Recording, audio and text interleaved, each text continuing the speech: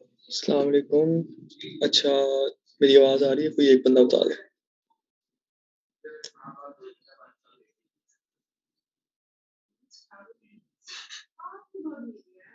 जी अमीन भाई, आपकी आवाज आ रही है।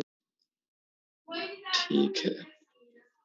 अच्छा, आप लोग अपनी अटेंडेंस के लिए चैट में अपना रोल नंबर लिख दें, जैसे काफ़ी लोग लिख रहे हैं, तो उधर से अटेंडेंस मार्क हो जाएगी।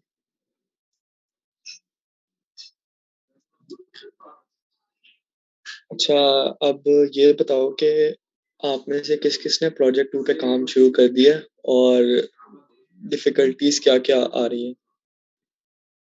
अगर किसी को आ रही हैं, तो कुछ अंडरस्टैंडिंग में अगर किसी को प्रॉब्लम है तो सवाल पूछ लो, फिर एक प्रॉपर शुरू कर लेते हैं। जी, आसिम भाई बताओ।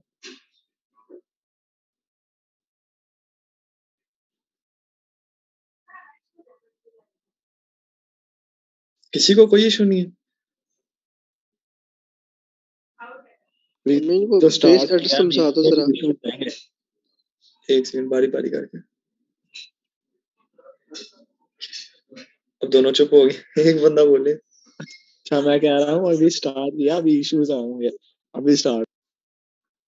अंडरस्टैंडिंग में कोई इश्यू है कि पता चल गया ना करना क्या है?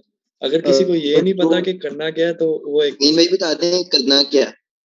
जो ह्यूज फ्लोट वाला है ना उसकी समझ लग गई है, लेकिन वो जो नीचे वो हेक्साडेसिमल वाला ना उसकी कोई नहीं समझ लगी। हाँ, मुझे यही था कि उसका शायद किसी को भी ना समझ आए। तो अच्छा खैर। हेक्साडेसिमल वाला भी थर्सडे तक ड्यू हुआ। हाँ, सब कुछ ह्यूज फ्लोट का भी बता दें अमीन भाई। सब कुछ थर्सडे तक दियो, तो मैं अपनी स्क्रीन शेयर करता हूँ, लेकिन मेरे पास राइटिंग पैड नहीं है, तो मेरी राइटिंग ना बहुत ही बुरी आएगी, तो बेयर कर लेना उसके साथ। लेकिन मैं थोड़ा समझाने की कोशिश करता हूँ। अच्छा, व्हाइट बोर्ड नजर आ रहा है? ये कुछ लिख रहा हूँ मैं, नजर आ रहा है? सही। अच्छा, तो सबसे पहले ह्यूज फ्लोट कवर कर लेते हैं। ह्यूज फ्लोट कुछ भी नहीं है, आपने ह्यूज इंटीजर बना लिए। इसी तरह हमारे पास कुछ नंबर्स हैं, जैसे दो नंबर्स हैं 8 7 6 5। अभी मैं छोटा नंबर ले रहा हूँ समझाने के लिए, लेकिन आपने मतलब एज्यूम करना है कि बहुत बड़े नंबर्स भी हो सकते हैं। अच्छा, ये बीच में पॉइंट है, तो 8765 यानी 8765.43। ये हमारे पास एक नंबर है, और एक नंबर है 76.9। अब ह्यूज इंटीजर में हमारे पास यहाँ तक होते थे, पॉइंट नहीं होता था, तो हम सिंपल उसको ऐड कर लेते थे। इन दोनों को ऐड करते थे, उल्टा स्टोर करवाया होता था, तो इन दोनों को ऐड करते थे, जो कैरी होता था, फिर इन दोनों को ऐड करते थे, कैरी उसमें ऐड करते थे, और इस तरह हम एडिशन करते रहते थे। अब फ्लोटिंग पॉइंट की एडिशन करनी है। एक सेकंड।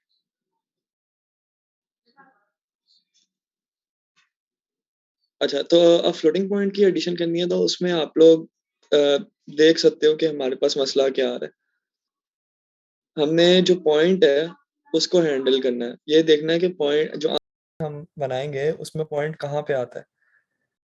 और तो अब अगर जैसे इन दोनों नंबर्स की एडिशन करनी है, तो हम पहले 3 की करेंगे, और इधर तो कुछ भी नहीं है, तो यहाँ पे 0 होगा, 3 और 0 की एडिशन होगी, तो इधर आंसर में हमारे पास जैसे 3 आ जाएगा यहाँ पे। और फिर 9 और 4 की होगी, तो उधर भी 3 आ जाएगा, और 1 चला जाएगा कैरी पे। तो 1 जब यहाँ कैरी पे जाता है ना, वो उसी तरह बिहेव करता है, बेशक अगर पॉइंट्स पीछे से भी आगे जाए, उसी तरह बिहेव करता है जैसे इंटीजर्स में बिहेव करता है। फर्क क्या आता है? बीच में सिर्फ पॉइंट आ जाता है। तो पॉइंट हैंडलिंग ही है सारी ह्यूज फ्लोट में। आप इसको एडिशन ले लो, सब्ट्रैक्शन ले लो, मल्टीप्लिकेशन ले लो, डिवीजन ले लो, जो मर्जी कर लो इसके साथ, एंड में है तो नंबर्स ही। तो उसी तरह मल्टीप्लाई सब कुछ उसी तरह होगा, सिर्फ पॉइंट का हैंडल करना है। पूरा प्रोजेक्ट यही है। 75% of the project depends on this कि आपने पॉइंट किस तरह हैंडल करना है, और सारे मार्क्स भी उसी के। जो जिसने पॉइंट हैंडल कर लिया उसको समझ आ जाएगी क्या करना है। जिससे पॉइंट हैंडल नहीं हो रहा होगा उसको डिफिकल्टीज आएंगी मेनली। तो इधर अगर किसी को ये समझ नहीं आ रही कि करना क्या है, तो वो बता दो, वरना फिर अगले पार्ट पे चलते हैं, जो मुझे पता है काफियों को नहीं समझ आ रही होगी।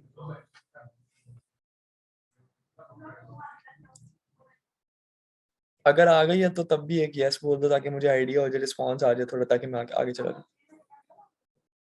पॉइंट एक दूसरे के नीचे होना चाहिए हमेशा। जरूरी नहीं है। ये देखो जैसे यहाँ पे नहीं था पॉइंट अलाइंड, यहाँ पे 0 तो मैंने खुद लगाया ना, यहाँ पे 0 था ही नहीं, यहाँ पे सिर्फ ये था। अब मैं इसको ना थोड़ा सही तरह करके लिखता हूँ, समझो पॉइंट यहाँ है, यहाँ पे 4 3 2 1 उसी तरह है, और यहाँ पे सिर्फ 9 है। तो होगा क्या, अब ये वाले तो हमने नंबर्स उल्टे स्टोर किए थे ना, लेकिन ये यहाँ देखो, यहाँ पे हमें उल्टे स्टोर करने की जरूरत नहीं है, क्योंकि ये जो 1 है ये एज इट इज यहाँ पे 1 आ जाएगा, ये 2 एज इट इज यहाँ पे 2, ये 3 एज इट इज यहाँ पे 3, एडिशन होनी है यहाँ पे, और इसको 3 करके यहाँ 1 कैरी पे जाएगा, तो इधर फिर उसी तरह एडिशन होगी फिर ह्यूज एंड की तरह। तो जरूरी नहीं है कि अलाइंड हो, अनअलाइंड भी हो सकते हैं, लेकिन at the end of the day आपको पता है कि अगर अलाइन नहीं है तो इसके बाद जीरोस ही हैं, और जीरोस अनसिग्निफिकेंट है, तो ज्यादा फर्क नहीं पड़ता। और वो आपने ओवरलोड किया हुआ ही है इंडेक्स ऑपरेटर, क्या कहते हैं उसको, स्क्वायर ब्रैकेट ऑपरेटर कहते हैं मेरे ख्याल से। तो उसमें सिर्फ एक कंडीशन ही और आएगी कि जब इसके साइज से भी ज्यादा बढ़ जाए तो 0 हो जाए, इसके रिटर्न 0 कर दे वो। ठीक है, चलें आगे। जी अच्छा, इसको मैं क्लियर कर देता हूँ। अगला जो पार्ट है ना वो ये है कि सबसे पहले आप हेक्साडेसिमल समझ लो, वो क्या होता है। हेक्साडेसिमल में एडिशन कैसे होती है। हेक्साडेसिमल होता है हमारे पास 1 से लेके 10 तक, 1 से लेके 9 तक सॉरी, और उसके बाद ए से लेके एफ तक। ए 10 को रिप्रेजेंट करता है और एफ 15 को। तो इस तरह हम नंबर्स को रिप्रेजेंट करवा सकते हैं। अब अगर हमने दो हेक्साडेसिमल नंबर्स की एडिशन करवानी है, समझो एक नंबर है हमारे पास 0 से लेके 9 तक। सॉरी, ठीक है, एक नंबर है 9C और एक नंबर है 7B, ठीक है। अब इन दोनों को हमने ऐड करना है। जो आप बनाओगे ना प्रोग्राम या प्रोजेक्ट, उसको जो उसमें जो इनपुट लेगा वो ऐसे इनपुट लेगा कि एक एक ये नंबर होगा और एक ये नंबर होगा, यानी दो नंबर जब आप मांगोगे ना तो वो इस फॉर्मेट में देगा। समझो अभी हेक्साडेसिमल है। अच्छा, तो इसको मैं अब क्लियर करके लिख देता हूँ, क्योंकि सी और बी को ऐड करना तो बड़ी लॉजिकल सी बात है। तो सी की वैल्यू होती इनमें है, इनमें पॉइंट आ सकते हैं या इनमें हमने फ्लोट को डील नहीं कर। हाँ पॉइंट वाला बोनस है। अगर आप पढ़ो ना उसमें जाके, तो 3 पार्ट्स हैं। एक पार्ट जो मैंने पहले समझा दिया, ह्यूज फ्लोट सिंपल बनाना है विदाउट एनी हेक्साडेसिमल और एनीथिंग। फिर ये जो मैं अभी बता रहा हूँ ये ह्यूज इंट है, लेकिन इसको एक्सटेंड करना है आपने हेक्साडेसिमल और किसी भी बेस में, यानी आप, वो मैं अभी बताता हूँ आगे मैं क्या बता रहा हूँ, पहले हेक्साडेसिमल समझ लो। उसके बाद जो तीसरा पार्ट है वो ये कि आपने ह्यूज फ्लोट को यही काम करना है, हेक्साडेसिमल और एनी बेस। तो पहले ये समझ लो फिर सवाल पूछ लेना, मैं बता दूँ। तो मैं सी की वैल्यू यहाँ पे लिख देता हूँ, जो कि होती है क्या होती है, 10 11 12 होती है ना, हाँ ठीक है। और इधर 7 है और बी की वैल्यू 11 होती है। अब इनको ऐड करना है, तो 12 और 11 को ऐड करेंगे तो क्या आएगा, 23 आता है ना। लेकिन हम मैक्सिमम एफ तक जा सकते हैं। जैसे हम जब डेसिमल में ऐड करते हैं तो हम मैक्सिमम 9 तक जा सकते हैं ना, उसके आगे हम फिर क्या करते हैं, उसको कैरी में ले जाते हैं। तो यहाँ पे हम मैक्सिमम एफ तक जा सकते हैं। तो इधर 23 आता है ना, 23 में से माइनस करो एफ, एफ 15 होता है, तो ये 8 आ गया, तो इधर 8 आ जाएगा और एक इधर कैरी हो जाएगा, ठीक है। अब ये इसकी एडिशन की तो 17 आ गई, 17 फिर 15 से ऊपर है तो उसको हम रिप्रेजेंट नहीं कर सकते। 15 से माइनस किया 2 आ गया, तो 2 8, और अब इधर एक फिर कैरी हो गया और इधर 1 आ जाएगा। तो जब इन दोनों नंबर्स को हमने ऐड किया तो आंसर आया 128 इन हेक्साडेसिमल, ठीक है। और यही आपने करना है, आपको इस तरह के दो नंबर्स मिलेंगे, आपने इस तरह का कोई एल्गो लगाना है और आंसर इस फॉर्मेट में दे देना। याद रहे कि अच्छा, आंसर जरूरी नहीं, हमने कन्वर्ट वगैरह नहीं करना। कन्वर्ट करना है तभी तो ये आएगा, और आएगा कैसे। नहीं, उसको हेक्साडेसिमल में कन्वर्ट करने वाला लग रहा था कि उसको फ्लोट को उसमें कन्वर्ट करना। तो यही नहीं हो रहा। इसका इनम नहीं बना सकते क्या कर सकते हैं इसका अमीन भाई इसका इनम बना लें अगर, और इसकी जो भी वैल्यू होगी उसके अंदर जो a 10 से शुरू होता है तो 9 प्लस कर दें। हाँ, ये एक अप्रोच हो सकती है। इसके काफी तरीके हैं और ये रिलेटिवली आसान प्रॉब्लम है अगर आपको समझ आ गई है। मतलब नहीं, ये जितना हम कन्वर्ट तो नहीं हो रहा है, इनपुट ही 9C और 7B है। इनपुट 9C और 7B इसी तरह आएगी और आप इनपुट ले भी स्ट्रिंग में रहे हो, ऐसी है ना, कैरेक्टर ठीक अरे या है स्ट्रिंग में इनपुट ले रहे हैं ना, तो वो तो मसला आएगा ही नहीं कि जी। इंटीजर में स्टोर हो ही सकता है कि नहीं। और आंसर इस फॉर्मेट में है, आंसर में भी BC हो सकते हैं, जरूरी नहीं सारे नंबर ही हो। ये ठीक तो इस स्पेसिफिक केस में नंबर आ गए, लेकिन जरूरी नहीं नंबर हो। अगर यहाँ 1 होता तो यहाँ पे C आ जाता। अमीन ठीक बस है रिक्वायरमेंट यही है ना कि बस हेक्सा में इनपुट और वापस आउटपुट जो वो भी हमारी हेक्सा में है, जी अंदर में जो मर्जी कर जी जी सकते जी, हैं। ये बस मुकीस आगे ना बोलना, और तुम पहुंच गए हो। और आप सब भी जी। अगर इस बात पे थोड़ा फोकस करो ना कि हमारी इनपुट एग्जाम में है, हमारी आउटपुट एग्जाम में है, अंदर हम जो मर्जी लास्ट करें। टाइम जो हमारा फाइनल में था वही उसी तरह कर सकते हैं। हाँ, उस तरह कर सकते हो, कोई मसला नहीं, लेकिन उससे ज्यादा ऑप्टिमाइज और अच्छा तरीका और आसान तरीका है जो मुकेश ने कहा है। और इस बात पे अगर आप लोग सारे 2 मिनट के लिए गौर करो तो आपको भी हिंट मिल जाएगी कि हमारी इनपुट एग्जाम में है, हमारी आउटपुट एग्जाम में है। हमें इस चीज से, यूजर को इस चीज से गर्ज नहीं है कि आप अंदर क्या कर रहे हो। अंदर आपने जो मर्जी करना है, जैसे मर्जी करना है, उसको सिर्फ आउटपुट एग्जाम में चाहिए। That's it. हाँ वो तो नहीं, वो समझ आ गई थी। सही है, ठीक है, चलो आगे चलते हैं। ये hexa, this is for hexa. अब हेक्सा में क्या होता है, 0 to 9 और A to F। ठीक है, हमारे पास इंग्लिश अल्फाबेट में कितने लेटर्स हैं, F से ज्यादा ही है ना, तो हम F पे रिस्ट्रिक्ट क्यों हो रहे हैं। हम तो कुछ भी कर सकते हैं, अब हमने F तक कर लिया है, हम A to Z भी कर सकते हैं, हम मसला ही कोई नहीं है। 0 to 9 हम वैसे ही रखें और F की जगह अब हम Z पे लिमिट लगा दें। कहने का मकसद मेरा ये है कि अगर यहाँ पे 2 नंबर हैं, एक ST, ये एक नंबर है, ठीक है, इसको लेटर ना गिनो, चलो मैं इसमें 1 लगा देता हूँ, 1ST, ताकि ये नंबर लगे। और यहाँ पे हमारे पास है 7XY, ठीक है, ये 2 नंबर्स हैं और इनकी बेस क्या है, इनकी बेस है 36। 36 किस तरह है, 10 हमारे पास नंबर्स हैं और 26 हमारे पास लेटर्स हैं, मिला के ये 36 बन जाते हैं, जिससे हम कुछ भी रिप्रेजेंट कर सकते हैं। एक एक इंडेक्स पे या एक एक डिजिट कह लो, एक एक डिजिट पे हम 36 नंबर हम उसको कैलकुलेट कर सकते हैं और हम उसको रिप्रेजेंट कर सकते हैं। तो एक बहुत पावरफुल तरीका है। आप अगर देखो तो डेसिमल में हम 10 तक कर सकते हैं, हेक्सा में 16 तक कर सकते हैं, और अगर आप कोई भी नंबर डेसिमल में देखो और उसका हेक्सा में देखो तो बड़ा फर्क पड़ जाता है, हेक्सा में काफी छोटा हो जाता है वो। इसी तरह अगर हम हेक्सा पे भी नहीं रुकते और अगर हम बेस 36 तक ले जाते हैं उसको, तो वो नंबर काफी ज्यादा छोटा हो जाएगा। तो ये एक उसका एप्लीकेशन पॉइंट ऑफ व्यू है कि ये उसकी एप्लीकेशन है। लेकिन अब हमने तो इसको कैलकुलेट करना है, कैलकुलेटर बनाना है हमने, इसका ऐड सब्ट्रैक्ट डिवाइड मल्टीप्लाई सब कुछ करना है हमने इस पे। तो जब ये 2 नंबर्स ऐड होंगे तो t की कोई वैल्यू होती है, मैं कैलकुलेट नहीं कर रहा, आई एज्यूम 20 है, और y की तो मुझे पता है 35 होगी। तो इन दोनों को जब ऐड किया तो 55, ये t मैं एज्यूम कर रहा हूँ 20 है, मुझे नहीं पता 20 है कि नहीं, तो इसका आंसर 55 आएगा। और हम z तक जा रहे हैं और z की वैल्यू 36 होती है, तो 36 को इससे माइनस करना पड़ेगा क्योंकि हम 55 को रिप्रेजेंट नहीं कर सकते, और आंसर आएगा 29। और 29 को रिप्रेजेंट करने के लिए हमारे पास एक लेटर होगा, 19 आएगा। 19 आएगा, सॉरी, तो 19 आएगा। और 19 को रिप्रेजेंट करने के लिए लेटर होगा, F से आगे गिनो, FGHIK, के है शायद। जिस तरह आपने टी को 20 सपोज किया सही हो गया। सही सपोज किया था मैंने? सही नहीं किया था, लेकिन उसी लिहाज से मैं आपको बता रहा हूँ। हाँ हाँ, उस लिहाज से तो इधर के आता है अगर मैं 19 को के सपोज करूं।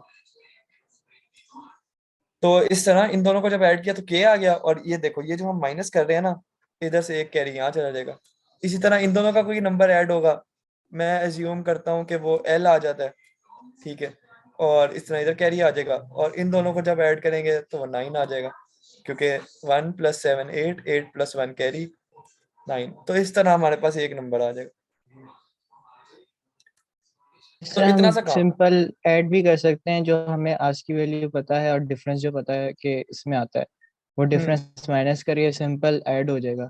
हर इंडेक्स पे हम रख लेंगे तो ये हाँ तो सिंपल अप्रोच होगी। हाँ, और ये मैं सही बताऊँ आप लोगों को, तो ये काफी आसान प्रोजेक्ट है।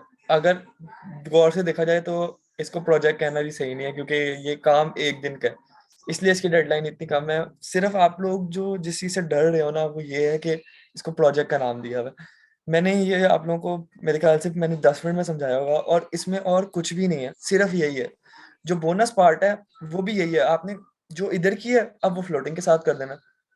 सारी क्लास आपकी पहले ही बनी होगी, सिर्फ रिप्रेजेंटेशन चेंज करनी है बस, और कुछ भी नहीं है।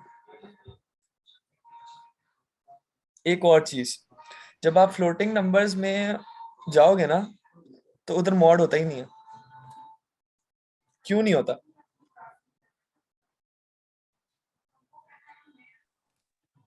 कोई भी बता दे, बड़ा आसान जवाब है इसका। हाँ, वो पूरा पूरा डिवाइड हो जाता है, तो उसको मॉड की जरूरत ही नहीं है।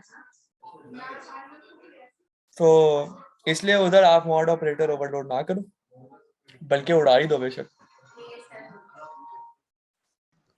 और बाकी आप सारे ऑपरेटर्स ओवरलोड करो, plus minus, divide, multiply, index operator, less than, greater than.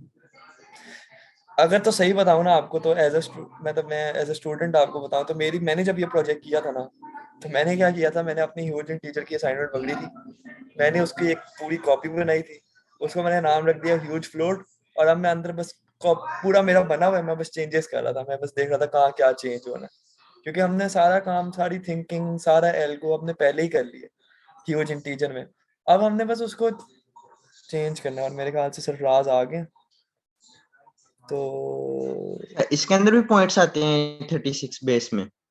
हाँ आ सकते हैं, क्यों नहीं आ सकते। ये देखो मैं करके दिखाता हूँ। अब ये जैसे 1 ST था, तो ये आगे हो सकता है ना पॉइंट L के, और इसी तरह यहाँ पे हो सकता है पॉइंट, क्या कोई भी लेटर बताओ यार, पॉइंट Z1 हो सकता है ना। तो इसी तरह इधर भी एडिशन होगी, और लेकिन ये बोनस है। अगर आप देखो ना गौर से उधर जाके, तो ये बोनस में है, लेकिन ये भी कोई इतना मुश्किल नहीं है, ये सबको करना चाहिए जहां तक मुझे लगता है, फ्री का बोनस है। अमीन भाई, एक क्वेश्चन है मेरा कि ये पार्ट 1 75% है, इसमें ह्यूज जो टीचर हमने बनाए हैं उसके साथ अगर पॉइंट्स डाल देंगे तो ये 75% हमारा हो जाएगा? जी बिल्कुल। ठीक है। और इसके बाद अगर हम डायरेक्ट मतलब के कन्वर्ज हेक्साडेसिमल से शुरू करें तो उसके बाद कितना हो जाएगा परसेंटेज ओवरऑल?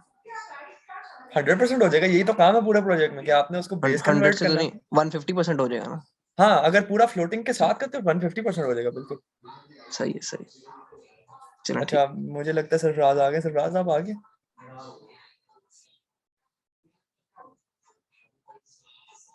मीटिंग में आ गए, लेकिन मुझे नहीं लगता वो। हाँ आ गए, आ सही गया है। हूँ, मैं आ गया हूँ। आ आवाज आ गए, रही मेरी? डॉन आ गया, बिल्कुल आवाज आ रही है। जब मैं 1 मिनट थोड़ा सेटअप कर लूँ। ठीक है।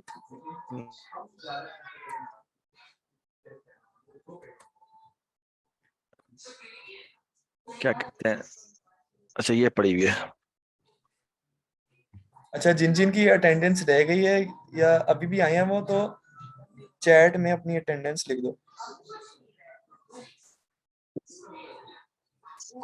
जिनकी हो गई है वो प्लीज दोबारा ना लिखें, इस तरह मेरे लिए मुश्किल होगी, मुझे पूरी चैट में देखना पड़ेगा।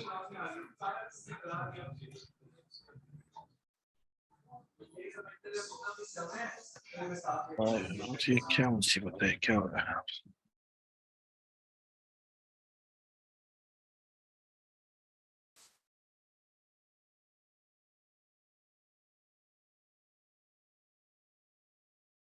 यार ये आपको 1 मिनट, ये कैमरा क्यों नहीं चल रहा?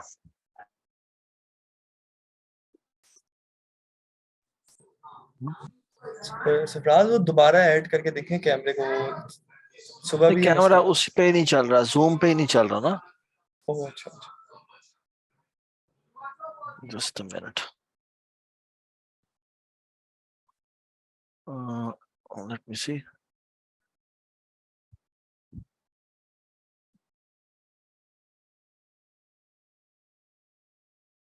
ये क्यों कर रहा है ऐसे यार? यार ये कैमरे का वो तो नहीं होता, कोई स्विच तो नहीं होता? कुछ लैपटॉप्स में होता है साइड पे एक बटन सा होता है वो। लैपटॉप नहीं है यार, ये वो है जो मेरे अच्छा, पास। वेबकैम है। हाँ वेबकैम है। तो फिर डिस्कनेक्ट करके दोबारा लगा के देखें, शायद उससे होगा। मैंने किया तो है डिस्कनेक्ट। हाँ सरफराज वो बस जूम की स्टार्ट सेटिंग में वीडियो के एक अलग एंड से पे आता एक है। एरो आ रहा है, वहां पे आपके पास आप सिलेक्ट कर सकते हैं कौन सा कैमरा है। स्टार्ट वीडियो पे एक एरो होगा। अच्छा, एक मिनट एक मिनट एक मिनट। वेबकैम, हाँ जी, सही कहा है आपने। ये कौन बोला है? अब्दुल्ला। इसका नाम नोट करो भाई, इसको एक नंबर ऐप से एक्स्ट्रा मिलना चाहिए। डन 1 या डन। 10? 10 नहीं। एक नंबर वो मिलने जो आप चाहिए ज्यादा गेम एक्स्ट्रा। अच्छा, चलें जी। सरफराज, जी। वो जो आप गेम डेवलपमेंट का बता रहे थे कि जो हम्म, रजिस्टर करेंगे उनको बोनस मिलेगा 10%, वो तो उसकी रजिस्ट्रेशन ही बंद हो गई है। 15 तक थी उसकी आखिरी। उनसे ना वेबसाइट पे रिक्वेस्ट आज करें, मैं देख रही। उनसे रिक्वेस्ट करें, उन्हें कहें कि क्या हम करा सकते हैं। चलिए कहना हमसे देखूंगा मैं। सरफराज के स्टूडेंट हैं और सर ने हमें एक रिक्वेस्ट, ठीक सर ने मुझे कहा है कि आप एक रिक्वेस्ट करें कि हम पार्टिसिपेट करना चाहते हैं, तो क्या हमें मिल सकती है इजाजत? ठीक है, मैं देखूंगा। इस तरह की ना ईमेल करें, वो आपको कर देंगे अलाउ मेरे ख्याल में। ठीक है। ठीक है। अच्छा, लेट मी सी स्क्रीन 2। आपको स्क्रीन नजर आ रही है? जी सरफराज। सेक्शन बी वाले कितने लोग हैं वो सिर्फ रेज हैंड करें।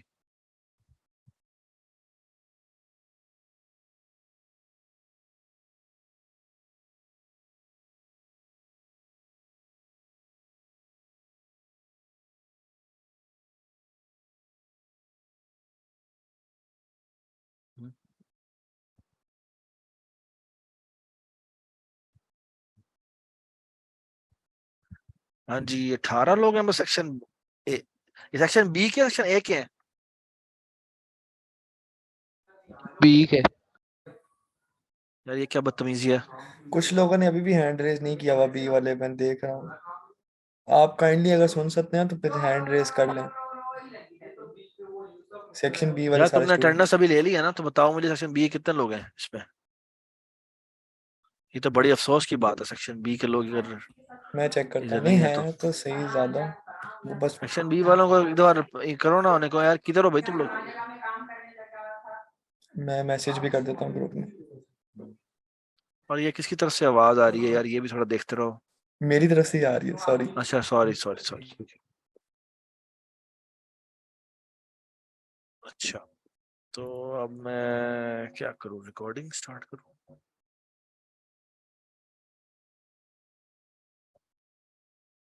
Recording, record to the cloud देखते हैं। काइंडली आप अपने वो जो रेज हैंड किए थे वो वापस कर दें। क्या होता है? हाँ जी, जिसने रेज हैंड किया वो नीचे ले जाए।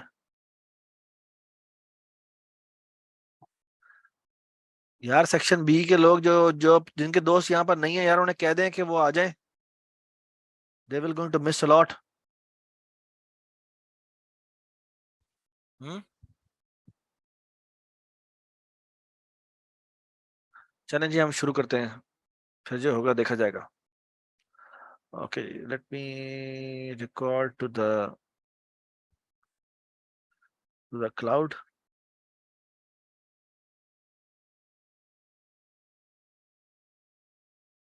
Recording in progress. ऑलराइट जी। तो हमने, अगर आपको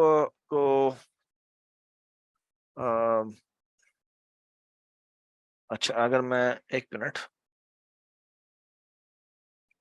अगर मैं पावर पॉइंट ऑन कर लूं, तो हमने बेसिकली अभी तक जो पढ़े थे वो दो टाइप्स पढ़ी थी सेक्शन बी वाले। सेक्शन सी वालों ने तो तीसरी और चौथी भी पढ़ ली हुई है। तो let me ask the following. Section section B वाले मुझे थोड़ा बताएं कि हमने अभी तक जो पढ़ा है वो वो बेसिकली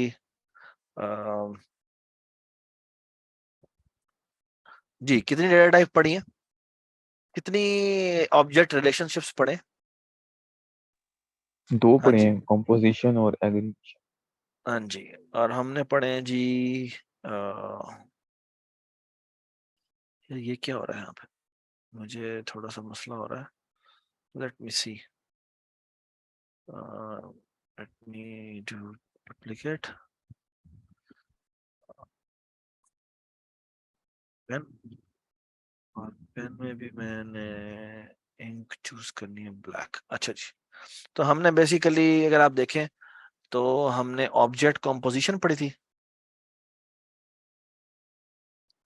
ठीक है ना, और ऑब्जेक्ट कॉम्पोजिशन की हमने 2 टाइप्स पढ़ी थी, और वो क्या क्या थी जी बताएं? कंपोजिशन और एक एग्रीगेशन। पढ़ी थी जी कंपोजिशन, और और जो एक दूसरी पढ़ी ऐसा थी, दूसरी क्या पढ़ी थी? Aggregation. Aggregation. Hazard. Aggregation hazard कहाँ से आ गई? हजार्ड तो एक फंक्शन कॉल थी यार, क्या हो गया?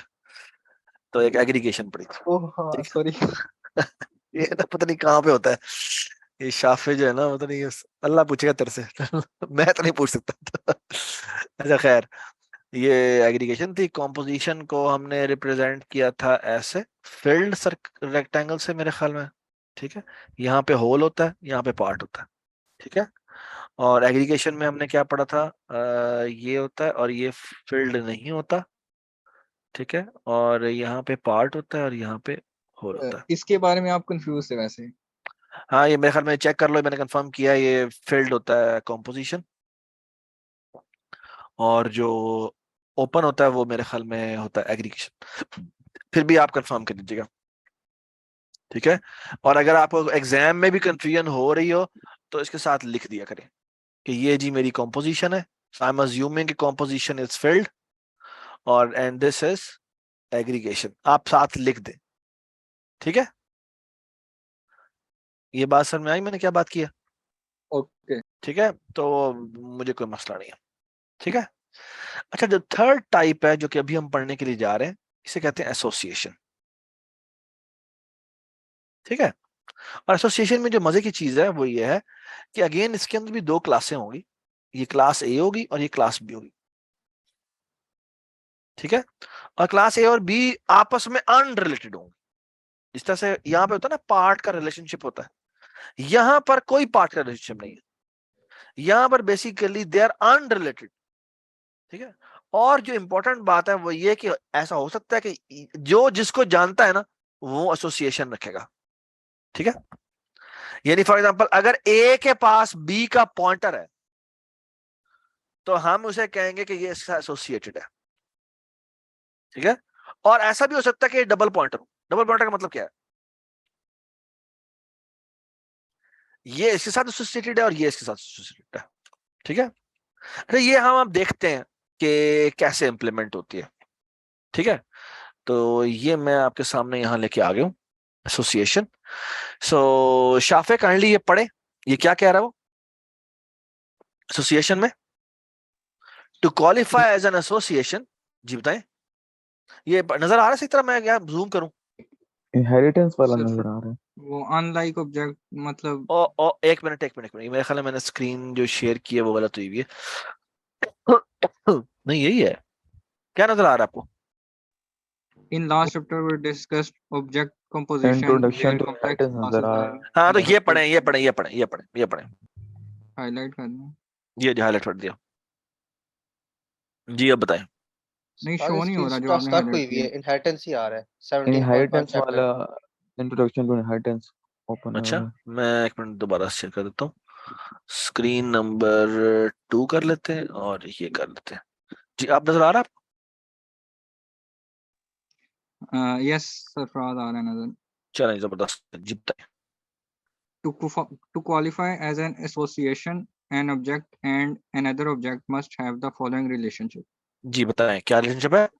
The The associated associate object is is otherwise unrelated the object to the to the object, object. यानी वो बेसिकली वो दोनों के दोनों आमतौर पे जो है वो अनरिलेटेड होते हैं, ये अलग एग्जिस्ट करता है, ये अलग एग्जिस्ट करता है। ठीक है, आगे आ जाए। Okay. The associated object Can belong to more than one object at a time. At a time, तो ये तो आपको ये वाली प्रॉपर्टी किसके जैसी लग रही है? ये aggregation. एग्रीगेशन टाइप लग रही है। ठीक है, अब इधर आ जाए।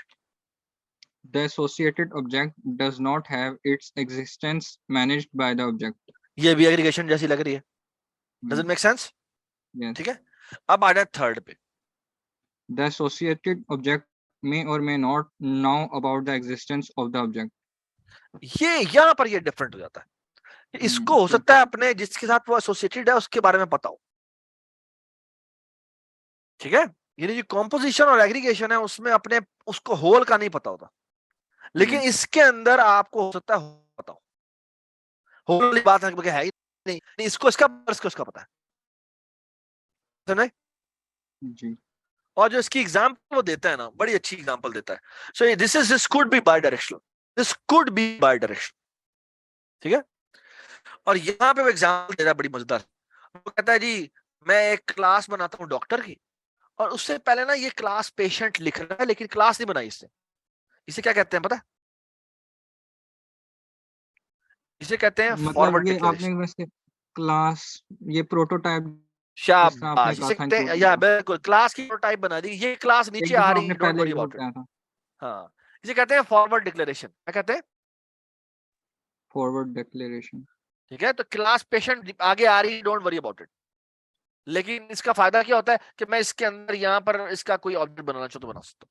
ठीक है, तो इसने बेसिकली क्या किया कि मैंने एक तो इस डॉक्टर का अपना नाम है, और इसने बेसिकली एक वेक्टर बनाया है जो कि रेफरेंस रैपर है पेशेंट का। ठीक है, यानी उसके अंदर बहुत सारे पेशेंट्स हो सकते हैं। अगर हम बनाते इसको तो यहां पर क्या रखते?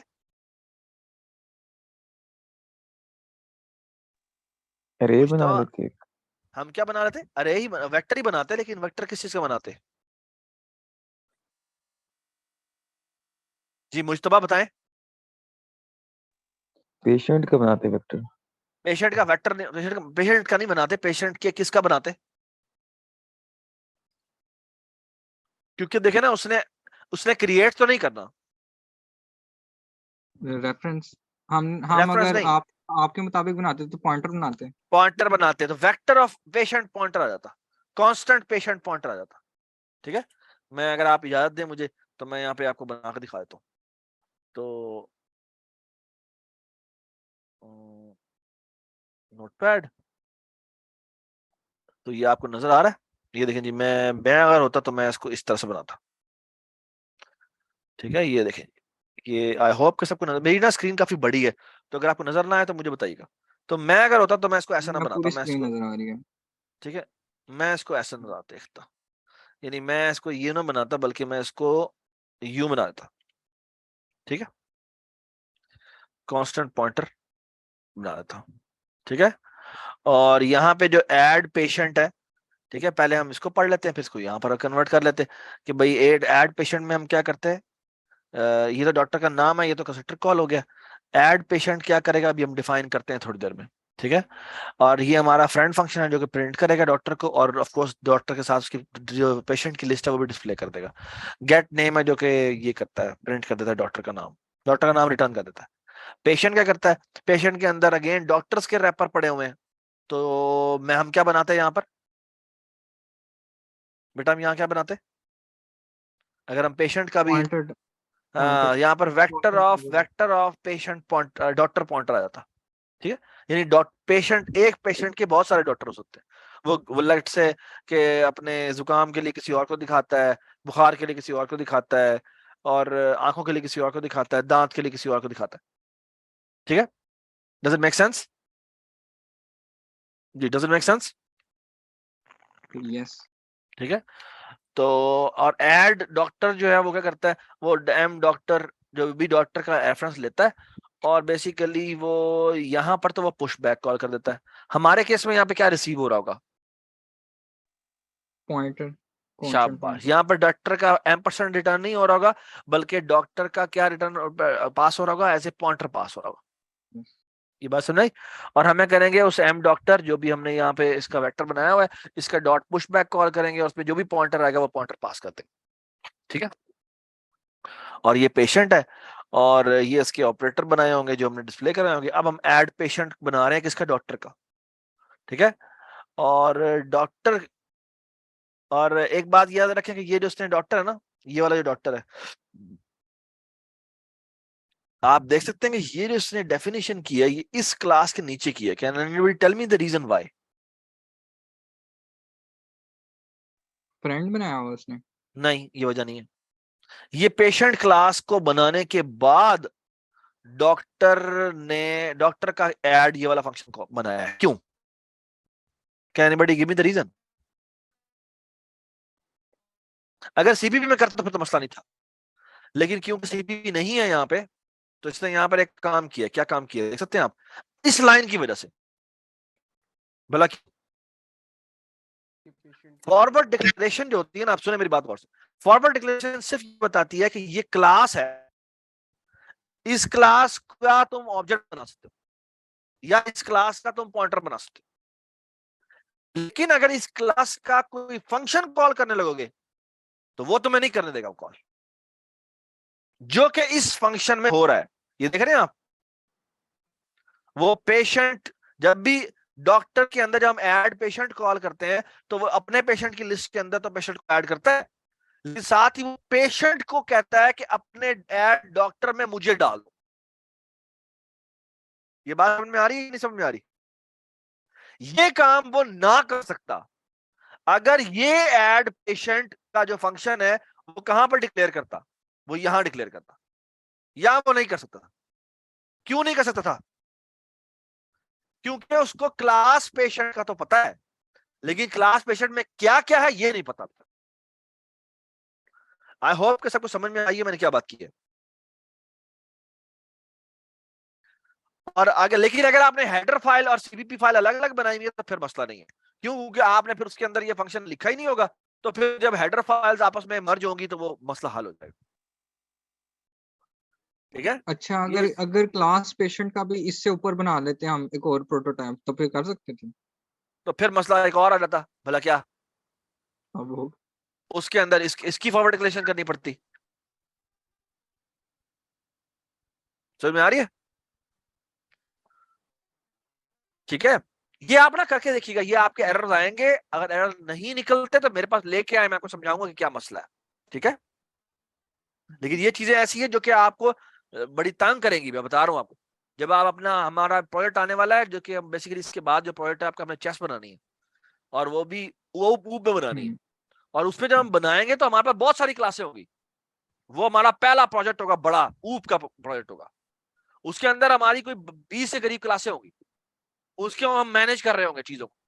और जब वो मैनेज करेंगे तो बड़ा ये चीजें अच्छी खासी तंग करेंगी आप। ठीक है, but don't worry about it, हम वो बनाएंगे, हम वो सारे मसले भी निकालेंगे। ठीक है, तो डोंट वरी अबाउट इट। तो आई होप, अच्छा आप देखें मेन में वो क्या करता है। मैं अच्छा आई होप कि ये सबको समझ में आ गया कि ऐड पेशेंट करता क्या है। उसके बाद हम क्या करता है, वो क्या करता है कि वो, ये इसने 3 बनाया, डेव, फ्रैंक, बेट्सी, जेम्स और स्कॉट। ये इसने अलग अलग ऑब्जेक्ट्स बना दिए। ठीक है, इनकी अलग अलग एग्जिस्टेंस है, यानी ये 4 और 5 ऑब्जेक्ट अलग अलग बने हुए। और फिर वो करता है जेम्स का डॉट पेशेंट कॉल करता है और उसके अंदर डेव को दे देता है। तो डेव एक्चुअली डॉक्टर है, सॉरी जेम्स जो कि बेसिकली डॉक्टर है, उसके अंदर डॉट ऐड पेशेंट कॉल करता है और उसके अंदर ये डेव को कर देता है। ठीक है, और आई होप यू रिमेंबर कि ऐड पेशेंट जो है वो फिर ऐड डॉक्टर को कॉल करता है। ठीक है, जो कि डेव का फंक्शन होगा। ठीक है, तो ये काइंडली ये एग्जांपल अच्छी तरह पढ़ लीजिएगा ताकि आपको ये ना पता लग जाए एसोसिएशन कैसे होती है। एसोसिएशन का फायदा क्या होता है, एक बड़ी अच्छी इसकी एग्जांपल है वो मैं आपको बताता हूं। और वो ये है कि इमेजिन करें कि ये सेक्शन ए वालों ने तो कर ली थी, सेक्शन बी वालों को मैं बता रहा हूं कि अगर इमेजिन करें कि मैंने स्टूडेंट की क्लास है और एक यूनिवर्सिटी की क्लास है। अब अगर मैं हर स्टूडेंट के अंदर यूनिवर्सिटी का ऑब्जेक्ट बना दूं तो मसला क्या हुआ, यानी कॉम्पोजिशन कर दूं तो मसला क्या होगा? आप कर सकते हैं ये, हर स्टूडेंट के अंदर यूनिवर्सिटी का ऑब्जेक्ट बना दे। लेकिन मसला भला क्या होगा?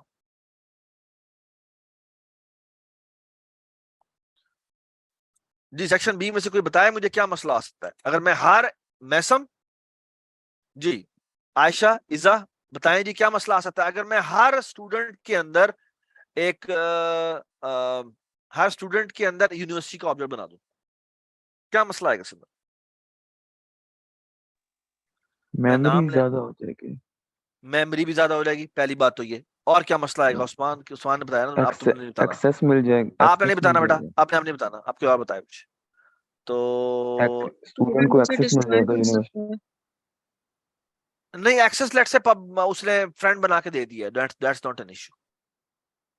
स्टूडेंट यूनिवर्सिटी को डिस्ट्रॉय कर सकते हैं, वो लेट से उसने कांस्टेंट रख दिया तो वो भी कोई मसला नहीं है, तो उसे डिस्ट्रॉय तो नहीं कर सकता।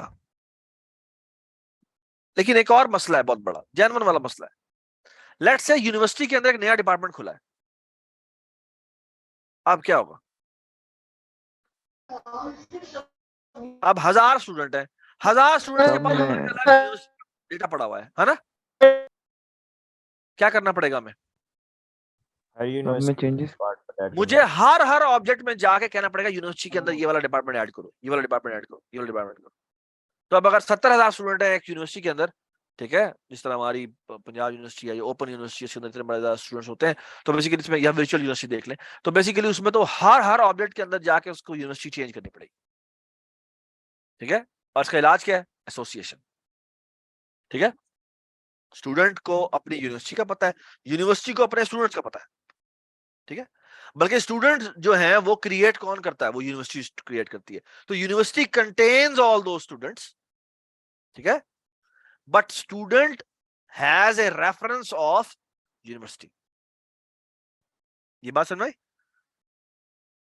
तो ये दोनों चीजें भी हो सकती है कि एक दिन दूसरे को कंपोज किया हुआ है लेकिन दूसरा उससे एसोसिएटेड है, ऐसे भी हो सकता है, ठीक है। तो इसके कोई भी वर्जन जो है वो एग्जिस्ट कर सकते हैं, ठीक है। तो ये एक बड़ा इंपॉर्टेंट रिलेशनशिप था जो आपको पता होना चाहिए एसोसिएशन का, ठीक है। तो ये ना आगे एक टेबल है, ये आप एग्जांपल तो खुद ही पढ़ लीजिएगा, ये एक टेबल है, ये आपको बड़ा जरूरी कि अगर रिलेशनशिप टाइप्स क्या होती हैं। कंपोजिशन को हम होल पार्ट कह सकते हैं, एग्रीगेशन को भी हम होल पार्ट कह सकते हैं, लेकिन एसोसिएशन को हम कहेंगे अदरवाइज अनरिलेटेड, ठीक है। उनमें कोई होल पार्ट यानी आप पेशेंट को डॉक्टर का पार्ट नहीं कह सकते और डॉक्टर को पेशेंट का पार्ट नहीं कह सकते या होल नहीं कह सकते।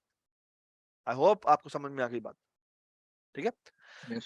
Similarly members can belong to multiple classes. Composition में ऐसा होता है? नहीं होता। जी मैं 1 मिनट एक चीज करने लगा हूं और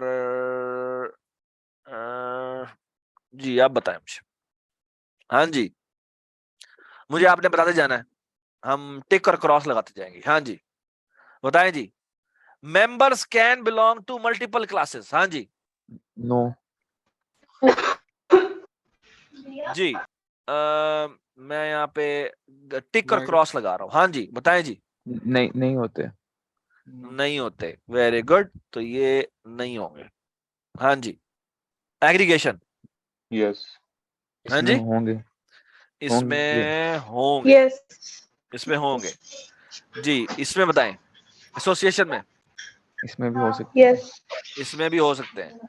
हाँ जी member existence manage by class, yes, yes. Aggregation, No. No. Ayesha और शाफे थोड़ा सा आप में किसी एक का थोड़ा सा शोर आ रहा है, थोड़ा सा बंद कीजिएगा जी। जी member existence manage by class, aggregation में क्या होता है? नो। नो। नो। एसोसिएशन में क्या होता है? इसमें भी नो। No. इसमें भी नो होता है, ठीक है। हाँ जी डायरेक्शनैलिटी जो होती है, कॉम्पोजिशन में डायरेक्शन होती है, Unidirectional. ये यूनिडायरेक्शनल होता है, शाबाश। और एग्रीगेशन जो होती है वो भी यूनिडायरेक्शनल होती है, Unidirectional होती है. ठीक है। एसोसिएशन जो होती है वो क्या हो सकती है? वो बाई डायरेक्शनल हो सकती है, ठीक है जी। रिलेशनशिप वर्ब जो यूज होता है इसके लिए वो यूज होता है आई थिंक Part of. ये होता है आई थिंक पार्ट ऑफ, और आई थिंक इसके लिए यूज होता है हैज अ, और जो इसके लिए यूज होता है ना वो होता है यूजेस। ठीक है, तो ये सूरत हाल है। ठीक है, तो मैं इसे क्लियर कर देता हूं। यू कैन सी दैट ये यूजेस अ रिलेशनशिप है, ये पार्ट ऑफ रिलेशनशिप है, और ये दोनों। ठीक है, ठीक है, तो ये हमारा समरी था। आखिरी में एक मिनट में बता दूं, एक डिपेंडेंसी रिलेशनशिप भी होता है। और डिपेंडेंसी रिलेशनशिप ऐसी रिलेशनशिप होती है जिसमें हम कह दें फॉर एग्जांपल कि ना कि जैसे फॉर एग्जांपल मैं पॉइंट की क्लास देखूं, तो पॉइंट की क्लास जो है वो यहाँ पर ओ स्ट्रीम का ऑब्जेक्ट यूज करती है ना।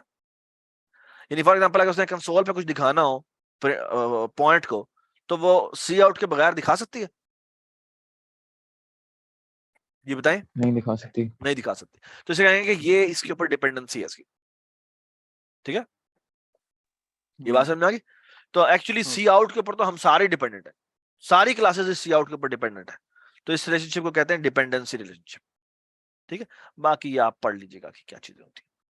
ठीक है, और अगर मैं इस चैप्टर को खोलूं तो इस अहमद आपकी आवाज सही नहीं आ रही। इसके अगर मैं चैप्टर को खोलूं तो ना इसके अंदर हमने ना बेसिकली अगर आप देखें तो ये दोनों लिखी आप खुद कर लीजिएगा, और ये आखिर में चैप्टर 16 में एक क्विज भी है, ये भी आपको कोशिश करें ये कर लें। ठीक है, ये इस पे कोई एफ तक जाता है। ठीक है, और इसमें भी आपने बेसिकली यही चीजें बतानी है। ठीक है, अमीन अगर आप इधर हैं तो नेक्स्ट क्लास में आप बेसिकली क्विज के तौर पर रख दीजिएगा। ठीक है, मैं कर दूंगा। चलें जी। अच्छा जी, अब हम जो अगला रिलेशनशिप पढ़ रहे हैं जो कि बड़ा इंपॉर्टेंट रिलेशनशिप है, जो कि नेक्स्ट चैप्टर है हमारा, उसे कहते हैं इनहेरिटेंस। ठीक है, बहुत ही खूबसूरत आइडिया।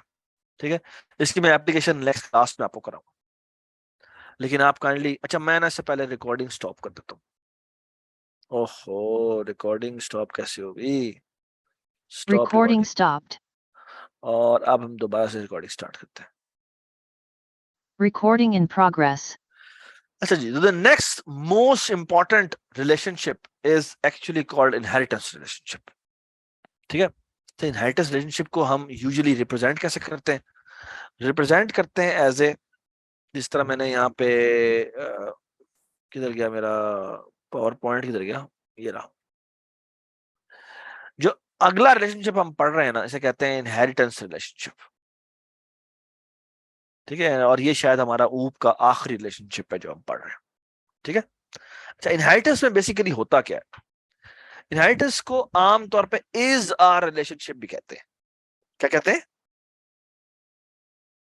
इज आर रिलेशनशिप भी कहते हैं। ठीक है, और ये बड़ी पावरफुल चीज है, इंतहाई पावरफुल चीज है। शायद ऊप की सबसे पावरफुल चीज जो है ना वो इनहेरिटेंस है। ठीक है, जो कि मैं आपको नेक्स्ट क्लास में बताऊंगा। ठीक है, लेकिन इनहेरिटेंस अभी मैं आपको बताता हूँ है क्या चीज। इनहेरिटेंस की पावर आपको नेक्स्ट क्लास में दिखाऊंगा। ठीक है, you have to wait for it. ठीक है, जब हम सी शार्प पे मूव कर जाएंगे। ठीक है जी, तो अब जो हम मजे की चीज करने लगे हैं वो ये कि इनहेरिटेंस रिलेशनशिप में होता क्या है।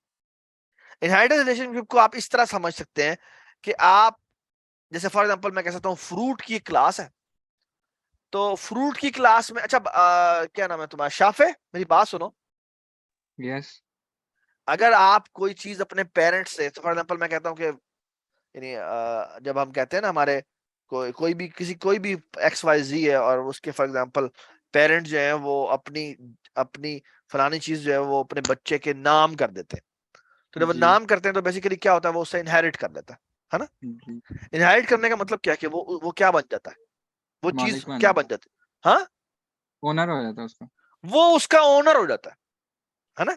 बिल्कुल उसी तरह जो इनहेरिटेंस है ना वो भी ऐसे ही काम करती है।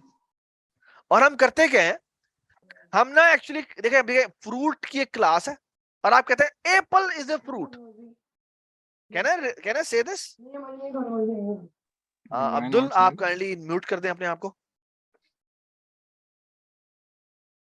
ये देखिए जी, तो कैन आई से कि apple is a fruit, and I can also say banana is a fruit as well, है ना। ये बात समझ में आई?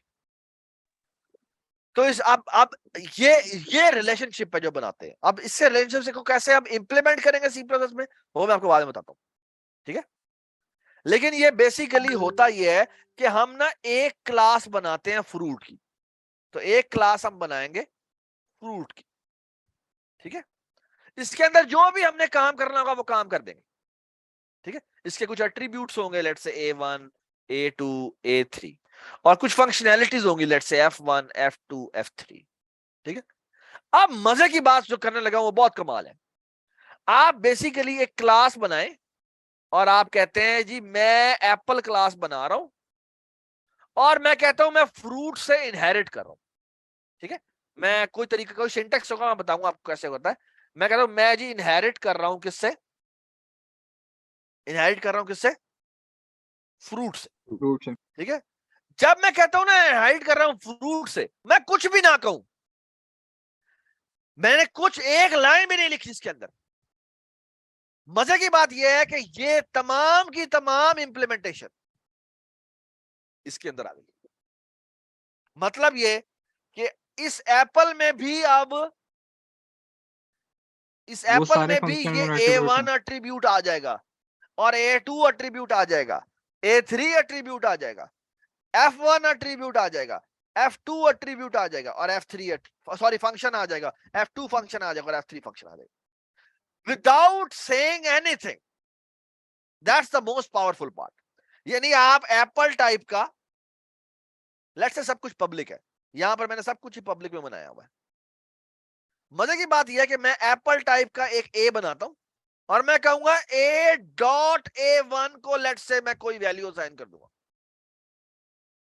Isn't it lovely? तो तमाम की तमाम चीजें जो फ्रूट में थी वो अब एप्पल में आ चुकी थी, और सिमिलरली तमाम की तमाम चीज जो फ्रूट में थी वो बनाना में भी आ चुकी है। फायदा क्या हुआ? कैन एनीबॉडी टेल मी कि फायदा क्या है? अगर मैं ये ना करता तो क्या होता?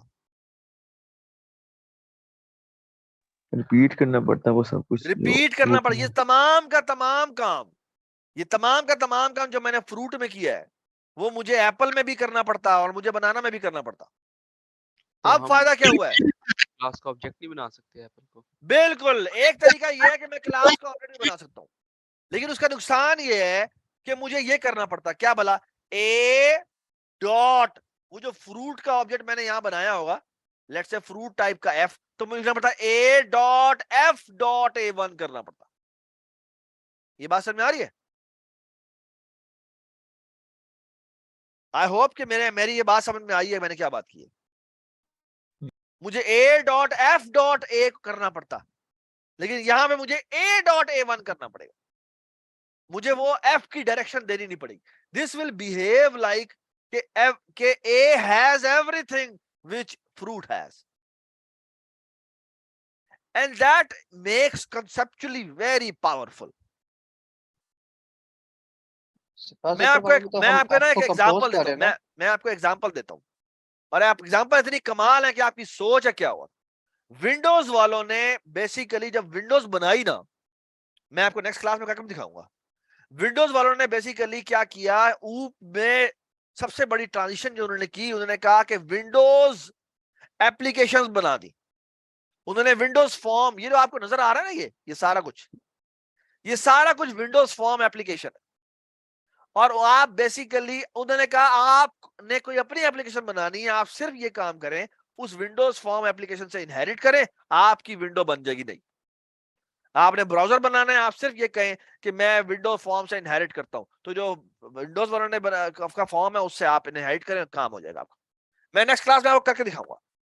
ये जितना भी आपको GUI ग्राफिकल यूजर इंटरफेस के अंदर एक इमर्जेंस नजर आई, अगर आप देखें ना सन 2000 से पहले के, अगर आप 1990 से पहले के आप प्रोग्राम के सॉफ्टवेयर देखें, तो वो बड़े बड़े उन पे बड़ी मेहनत भी होती थी, लेकिन उनके इतने आर्किटेक्चर इतने अच्छे नहीं थे। सरप्राइज, इसको .NET फ्रेमवर्क तो नहीं कहते? बिल्कुल, .NET फ्रेमवर्क में भी उन्होंने फिर उनको दे दिया था बना के, ठीक है। ये सारा कुछ काम वो इसी में करने के लिए जा रहे हैं, ठीक है। Very interesting and very simple, इतना सिंपल कि आप हैरान हो जाएंगे यार कि ये तो बड़ी ऑब्वियस बात है, ठीक है। लेकिन ये हम करेंगे नेक्स्ट क्लास में। लेकिन अभी मैं चाहता हूं बड़ा आप आराम से ये काम कर देखें ये कैसे हो रहा है। ठीक है, तो लुक एट दिस, एक और एग्जांपल हम देखते हैं। शेप की क्लास है, आप कहें जी ट्रायंगल और क्वाड्रिलेटरल, ये दोनों इनहेरिट हो रही हैं शेप्स, क्योंकि every triangle is a shape as well, every quadrilateral is a shape as well.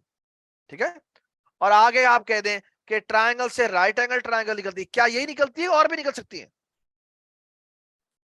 और भी निकलती हैं बहुत सारी। क्या बाद में इसको ना इस तरह स्केलीन, इस तरह रिप्रेजेंट आइसोसेलियस। करते हैं जी। आप यहाँ पे स्केलीन भी कर सकते हैं, यहाँ पे आइसोसेलेस भी कर सकते हैं, और इक्विलेटरल। इक्विलेटरल भी कर सकते हैं। ठीक है, ये सारी की सारी इसके अंदर आ जाएगी। ठीक है, क्वाड्रिलेटरल में अगर आप आए तो आपके पास रेक्टेंगल है, आपके पास एक और भी होता है, क्या होता है?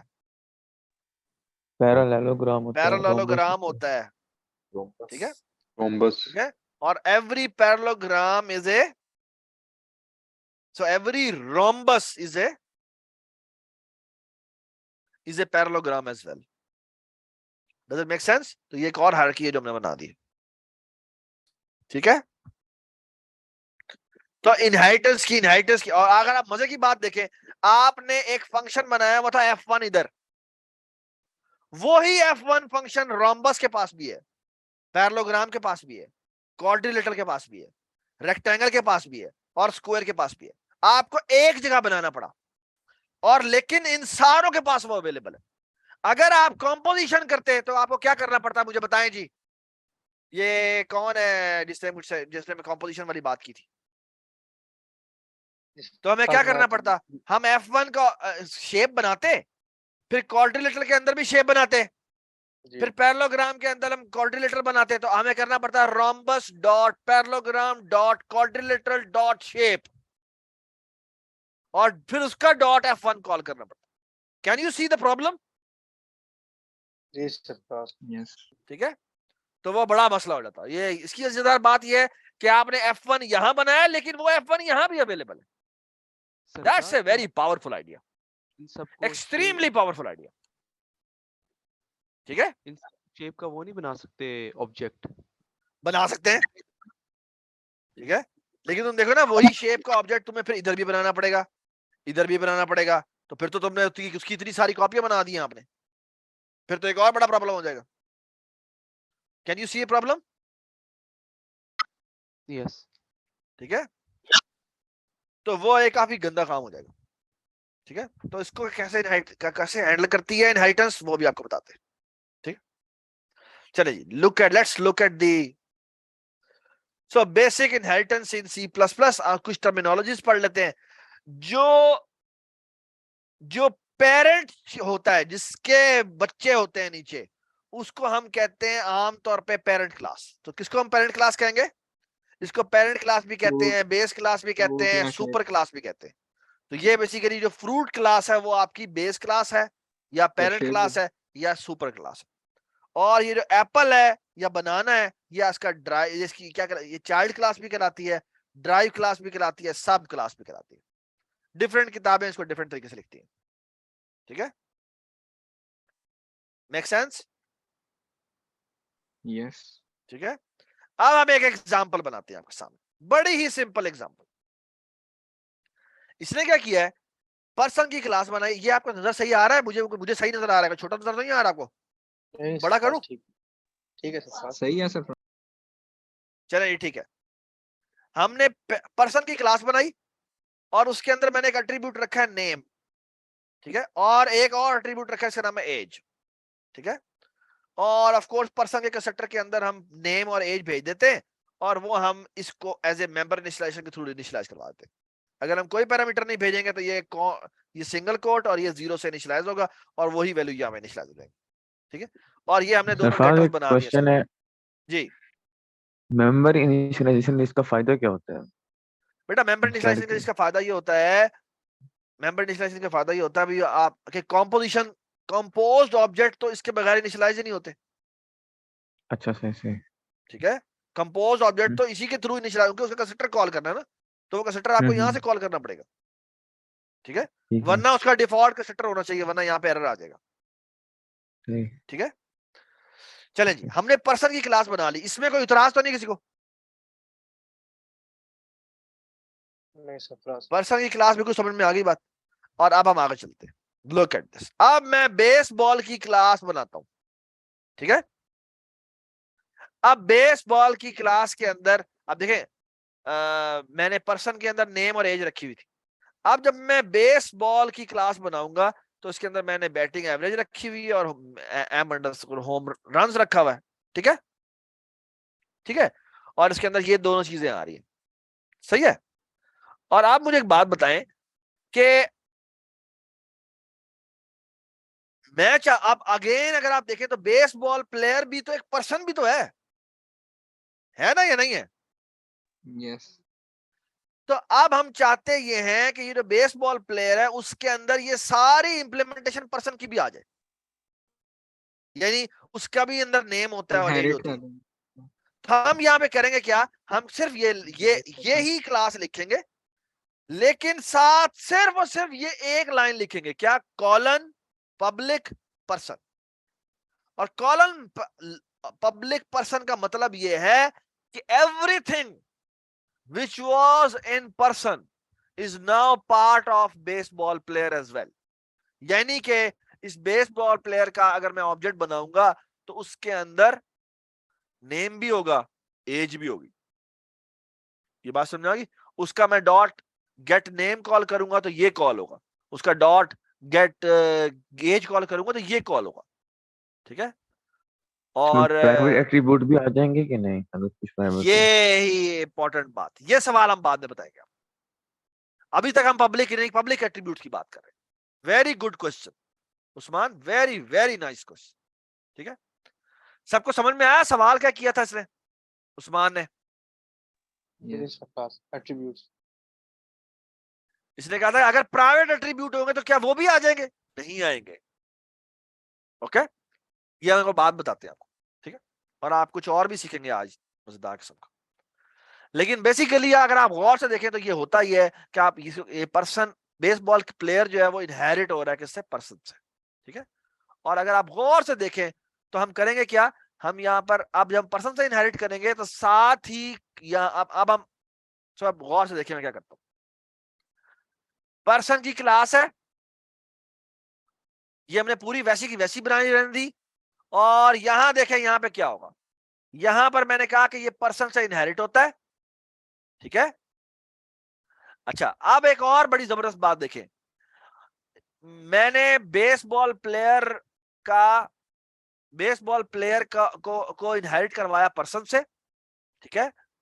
इसके अंदर मुझे कहना नहीं, बड़ी टेल मी कि इसका साइज कितना होगा, बेसबॉल प्लेयर का साइज ऑफ अगर मैं करूं तो कितना आएगा?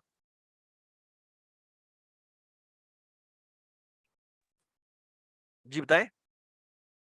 12 नहीं, डबल होगा, फिर इंट होगा, और ये दोनों भी होंगे। मुझे नहीं पता ये दोनों कितने साइज के होते हैं। ये तो 4 बाइट का होता है, ये पता नहीं स्ट्रिंग कितने साइज का होता है, मुझे नहीं पता, ठीक है। मेरे ख्याल में एक तो पॉइंटर होता है तो वो 4 बाइट वो होगा, और एक साइज पड़ा होता है तो वो 8 बाइट हो जाएगा, ठीक है। तो 8 और 4 12 ये हो गया, और 12 ये हो गया, तो 24 साइज का मेरे ख्याल में ये बेसबॉल प्लेयर हो जाएगा, ठीक है। सो इन ए वे अगर आप इनहेरिटेंस को भी देखें तो इनहेरिटेंस भी अपने अंदर जो ड्राइव क्लास होती है उसके अंदर पेरेंट क्लास की पूरी इंप्लीमेंटेशन पड़ी होती है। तो मेमोरी वाइज अगर आप देखें तो काइंड ऑफ कंपोजिशन ही हो रही है, लेकिन वो कंपोजिशन नहीं कहलाती, ठीक है। इसको इनहेरिटेंस कहते हैं। यानी अगर आप दिमाग में सोचें तो तस्वीर वाइज यही लगता है कि जो इनहेरिटेंस जिससे हुई होती है उसका ऑब्जेक्ट इसके अंदर कंटेन होता है, ठीक है। एक्चुअली पार्ट होता है जो कि पेरेंट्स वाला पार्ट होता है, ठीक है। चलें जी आगे चलते हैं। आप देखें इसने एम्प्लॉय की क्लास बनाई और एम्प्लॉय की क्लास को भी पर्सन से इनहेरिट कर दिया, ठीक है। अच्छा, अब एक और मुझे बात उसमें आपने नहीं बताई मुझे, वो देखिए जब मैं बेस प्लेयर मैंने कॉल किया, इसके अंदर मैंने 2 पैरामीटर यहां पे भेजे। तो सवाल यह है कि जो पब्लिक पर्सन है वो वाला पोर्शन जो इसके अंदर मौजूद नजर नहीं आ रहा जो कि है ऊपर, उसको यहां से कैसे कॉल करेंगे?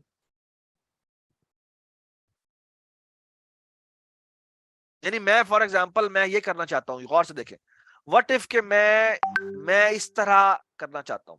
ये तो देखे ना बेसबॉल प्लेयर इसने यहां पे बनाया है, ठीक है ना। तो व्हाट इफ के मैं चाहता हूं कि यहाँ पे बेसबॉल प्लेयर हो, और मैं कहूं जी इसका नाम है जी जोई, और मैं कहूं कंस्ट्रक्टर के अंदर मैं कंस्ट्रक्टर के अंदर भेजूंगा इसकी बैटिंग एवरेज, ठीक है, लेट्स से बैटिंग एवरेज है उसकी 50, और जो होम रन उसने बनाए हैं वो बनाए हैं लेट्स से 5000, ठीक है। और मैं एक और चीज भी करना चाहता हूं कि मैं उसका एक नाम भी भेजना चाहता हूं, जोई नाम है इसका। और मैं एक और चीज भी करना चाहता हूं, क्या भला, कि उसकी एज जो है, एज भेजना चाहता हूं जी, एज है उसकी 28 साल, ठीक है।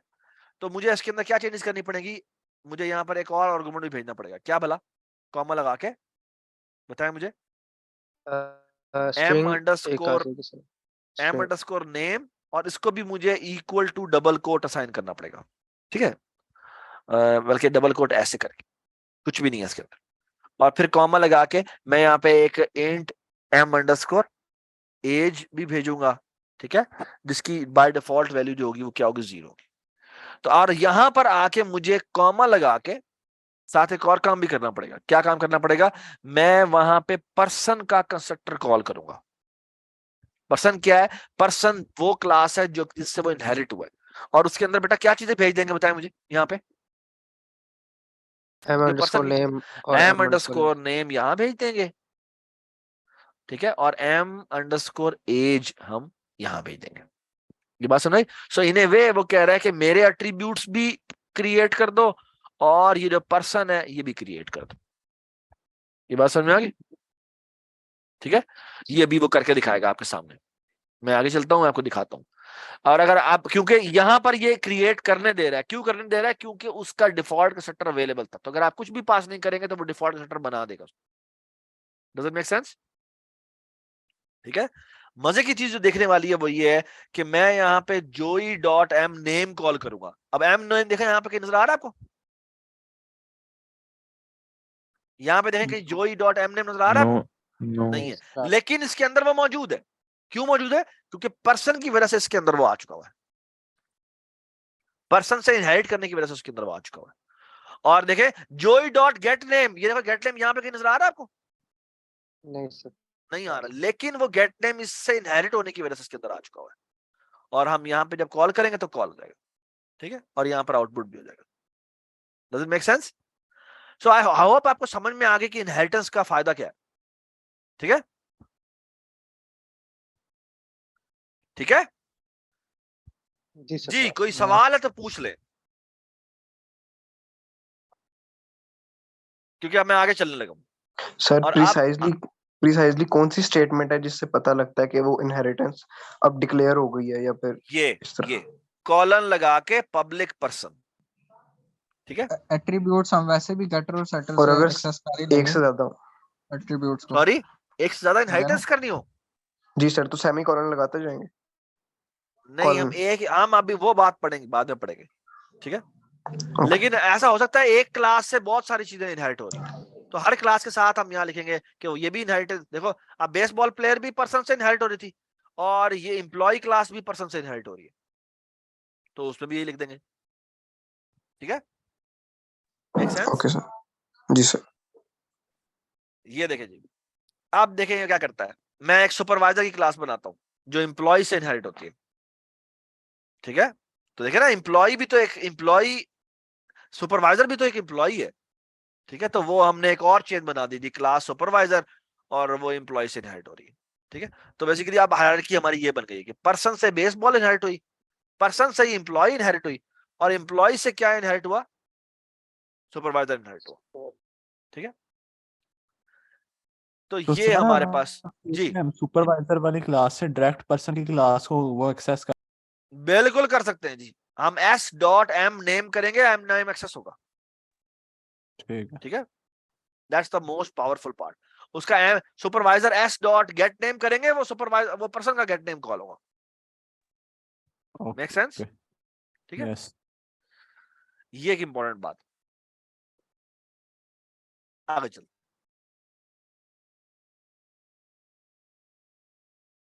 चलें जी।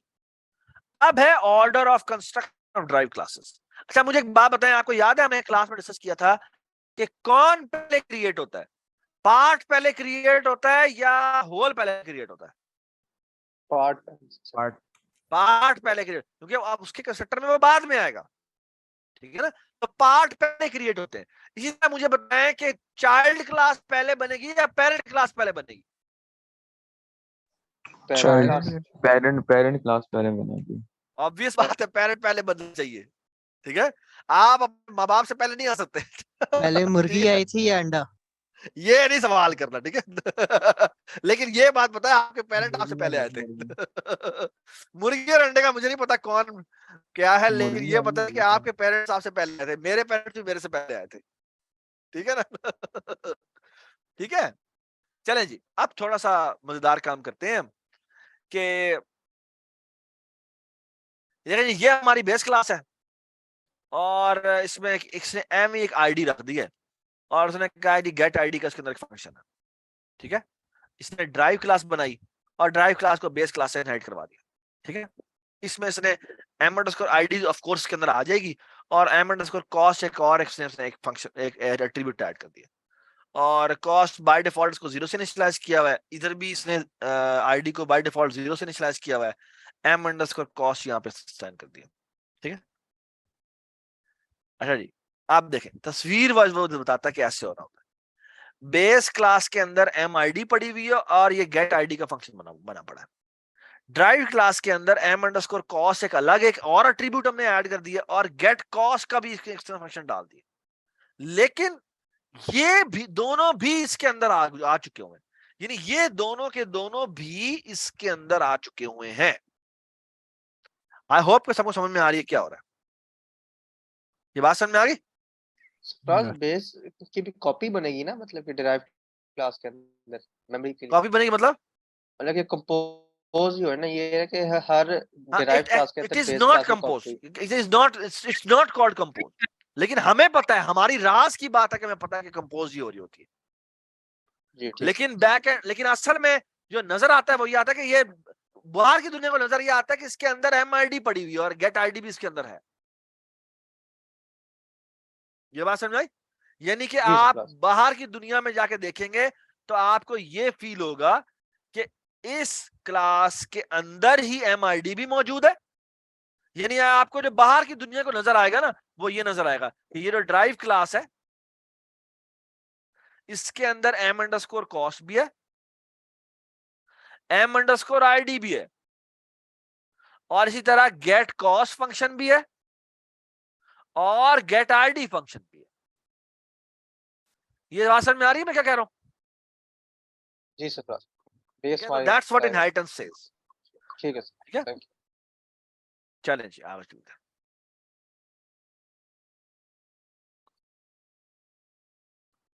अच्छा जी, आप एक बड़ी मजेदार बात, वो कहता है बेस क्लास का मैं 20 बनाता हूं, ठीक है, और मैं ड्राइव क्लास का ऐसे बना सकता हूं, ठीक है। अब ये दोनों क्यों बनाने दे रहा है? कंस्ट्रक्टर के पैरामीटर नहीं पास करने हमने, क्योंकि सारों के डिफॉल्ट पैरामीटर्स अवेलेबल हैं, ठीक है। हमारे पास 10 मिनट रह गए क्लास खत्म होने में, ठीक है। अच्छा जी, अब हम एक काम करते हैं, ये बेस क्लास में मैंने बेसिकली ये काम कर दिया हुआ है, ठीक है। ड्राइव क्लास में पैरामीटर पास हुआ और हमने ये काम कर दिया, ठीक है। उसने कहा कि अगर मैं, अब एक और बड़ी जबरदस्त बात, वो कहता है मैंने बेस बी किया और ड्राइव डी किया, ठीक है, तो आउटपुट क्या होगी? गौर से सुने। जब मैं बेस बी कर बेस करता हूं तो इंस्टेंशिएटिंग होती है किसकी भला? बेस की, ठीक है। तो बेस ही आउटपुट होगा, ठीक है। लेकिन जब मैं ड्राइव क्लास की इंस्टेंशिएशन करता हूं तो क्या होता है? ये बेसिकली ये वाला कॉल होगा। लेकिन आपको एक बात बड़ी जरूरी पता होनी चाहिए कि क्योंकि मैंने यहां पे बेस क्लास का कंस्ट्रक्टर कॉल नहीं किया तो कॉल वो फिर भी होगा। क्यों होगा? डिफॉल्ट कंस्ट्रक्टर, क्योंकि डिफॉल्ट आर्गुमेंट उसके पास पड़ा हुआ है। तो एक्चुअली ड्राइव्ड बाद में आउटपुट होगा, बेस पहले डिस्प्ले होगा। And that is what exactly this is showing. इसकी अगर आउटपुट देखें तो ड्राइव को जब हम बनाते हैं तो पहले वो बेस आउटपुट करता है, फिर वो ड्राइव आउटपुट करता है। ये बात समझ में आ गई? यानी कि जब भी हम ड्राइव क्लास बनाते हैं तो बेस क्लास का ऑब्जेक्ट भी बनता है उसके अंदर। तो ये मेंबर इनिशियलाइजेशन लिस्ट तो इसको रोकती नहीं है कि दोबारा ऑब्जेक्ट ना बने। Member initialization list make sure करती है कि वो क्रिएट हो। अगर आर्गुमेंट में पैरामीटर में पास हो गए हैं तो वो उनको वो पास करता है। अहमद आपकी आवाज बिल्कुल नहीं आ रही, काइंडली आप ना बोले। आई एम रियली सॉरी, लेकिन आपकी आवाज बिल्कुल सही नहीं आ रही। Sorry about that. जी तैयब आप कुछ कह रहे थे? नहीं सर, मैं तो कुछ नहीं कह रहा। ठीक है जी। अब एक और बड़ी जरूरी देखें, उसने क्लास ए बनाई, इसका भी डिफॉल्ट कंस्ट्रक्टर ही है, और बी बनाई जिसको ए से इनहेरिट किया, सी बनाई जिसको उसने बी से इनहेरिट किया, और डी बनाई उसको उसने सी से इनहेरिट किया। और अब ये इसका मेन बना रहा है। जी बताएं जी, आपका क्विज शुरू हो रहा है। जी बताएं जी। जी बताएं जी, इसकी क्या आउटपुट होनी चाहिए? एक आएगा फिर सारे कागज में लिखें। और अमीन आप इधर हैं? अच्छा काइंडली आप एक कागज पे एक काम करें, इसकी आउटपुट बताएं क्या होगी? ए होगी। जी इसकी क्या आउटपुट होगी? ए। कंस्ट्रक्टिंग ए आउटपुट जब करेंगे तो यानी कंस्ट्रक्टिंग ए जब आउटपुट करेंगे तो आउटपुट क्या आएगी? कि सिर्फ ए क्रिएट हुआ है। जी कंस्ट्रक्टिंग बी जब करेंगे तो क्या होगा? पहले ए क्रिएट होगा, फिर बी। पहले ए क्रिएट होगा और फिर बी क्रिएट होगा। जी आप बताएं कंस्ट्रक्टिंग सी में क्या होगा? ए बी फिर सी। पहले ए फिर बी फिर सी। जी कंस्ट्रक्टेड डी में क्या होगा? A B C D. पहले ए फिर बी फिर सी फिर डी। और आप एक और सवाल सुन लें, अगले सवाल क्लास में आते ही आपका क्विज होगा, और क्विज में एग्जैक्टली यही लिखा होगा, और फिर पूछा गया होगा कि डिस्ट्रक्टर किस ऑर्डर में कॉल होंगे? रिवर्स। ये आपने बताना है, ठीक है, कि डिस्ट्रक्टर कौन सा आपका होना चाहिए। ठीक है अमीन, आपने आते के साथ ही अगली क्लास में क्विज ले लेना है और यही बताना है कि डिस्ट्रक्टर भी लिखा हुआ है। ठीक है, यही सेम ऐसे ही, यही बस इसमें डिस्ट्रक्टर ऐड कर देने हर एक के। ठीक है और कहना बताओ जी कौन किस ऑर्डर क्या डिस्प्ले हो रहा होगा। ठीक, ये बात समझ में आ गई? ठीक है अब वो इसीलिए इसके ऊपर बिल्ड ऑन करता है। वो कहता है देखें आपने बेस क्लास बनाई, ड्राइव क्लास बनाई, ठीक है। अब जब हम ये बेस क्लास का ऑब्जेक्ट बनाते हैं, ठीक है, तो ऑब्जेक्ट बन जाता है। ड्राइव क्लास का बनाते हैं तो ड्राइव क्लास का 1.3 तो पास हो जाता है इधर, ठीक है, लेकिन बेस क्लास जो है वो ऑटोमेटिकली इसको 0 दे देती है। ठीक है लेकिन अब अगर मैं चाहता हूं कि इस ड्राइव क्लास में भी मैं आईडी भेज दूं, और ये आईडी किसकी हो? ये आईडी असाइन हो किसको भला? जो बेस क्लास में आईडी थी उसको। ठीक है तो आप ये भी करना चाहें तो कर सकते हैं। This is a very good attempt, ठीक है, लेकिन this is not recommended. Why it is not recommended? आप चाहें तो वो जो उसका m_id जो कि बेस में पड़ा हुआ है वो यहां पे भी इनिशियलाइज करना चाहें तो कर सकते हैं, but this is not recommended. Why it is not recommended? वो डबल असाइनमेंट कर रहा है, क्योंकि बेसिकली वो डबल असाइनमेंट कर रहा है। आपकी आईडी की इनिशियलाइजेशन का काम इसका है ही नहीं। ड्राइव क्लास का काम ही नहीं है कि वो उसके बेस क्लास की चीजों को इनिशियलाइज करता फिरे। ये समझ में आई मैंने क्या बात की है? इसकी इनिशियलाइजेशन की रिस्पॉन्सिबिलिटी किसकी होनी चाहिए? बेस क्लास की होनी चाहिए। ठीक है तो हम यहां पर ये नहीं लिखेंगे, बल्कि यहां पर ये लिखेंगे। क्या? यहां लिखेंगे बेस और बेस में id भेज देंगे। ठीक है, इसकी जगह हम ये लिख देंगे। ठीक है, एंड इट इज रिकमेंडेड कि ये लाइन ऊपर आनी चाहिए और ये लाइन बाद में आनी चाहिए। ठीक है, और यही वो आगे करने के लिए जा रहा है। ठीक है, मैं आपको दिखाता हूं। ठीक है, वो ये बताता है कि क्यों ये this is not a good attempt. ठीक है, वो कहता है ऐसे करें। वो कहता है ये भी एक अटेम्प्ट है, but this is also a bad attempt. क्यों it is a bad attempt? क्योंकि इसके बेस की इनिशियलाइजेशन की रिस्पॉन्सिबिलिटी इसकी नहीं है। ओके, तो the actual implementation is actually this thing कि आप ये काम करें। ठीक है, आप बेस का कंस्ट्रक्टर कॉल कर दें, बिल्कुल इसी तरह जिस तरह आपने कॉम्पोजिशन में किया था। कॉम्पोजिशन में भी आपने कंपोज्ड पार्ट का कंस्ट्रक्टर पहले कॉल किया था, बिल्कुल इसी तरह यहां पर भी आपने पेरेंट क्लास का कंस्ट्रक्टर कॉल कर दिया। ठीक है, समझ में आ गई बात?